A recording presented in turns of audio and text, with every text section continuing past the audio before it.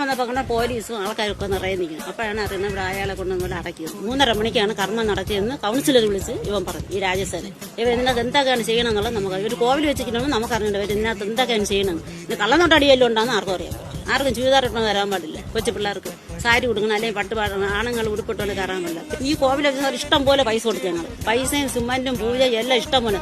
ആദ്യം സദ്യയും കാപ്പിയും പരിപാടി എല്ലാം. പിറ്റേ കമ്മിറ്റി അംഗങ്ങളെ അവരെ കണക്ക് കേട്ടു അവർ പറയില്ല. അങ്ങനെ കമ്മിറ്റി അംഗങ്ങളെ പറഞ്ഞിട്ട് 2-3 വർഷം കൊണ്ട് കൂട്ടിയിട്ടിരിക്കുന്നു കോവിൽ. യുവമാര് പറഞ്ഞെന്താണെന്ന് വെച്ചാൽ അയാൾ ചാവാൻ പോണതിന് മുമ്പേ പൂജ ചെയ്ത് പിന്നെ അവിടെ ചെന്ന് ഇരുത്തി കുളിപ്പിച്ച് അവിടെ കൊണ്ടിരുത്തിയെന്ന് അയാൾ ഇതൊന്നും സത്യമുള്ള കാര്യമില്ല. അയാൾ കിടപ്പാണ്.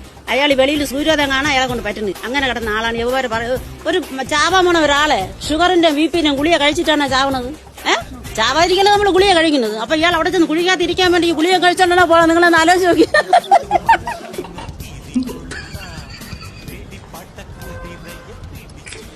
സാറേ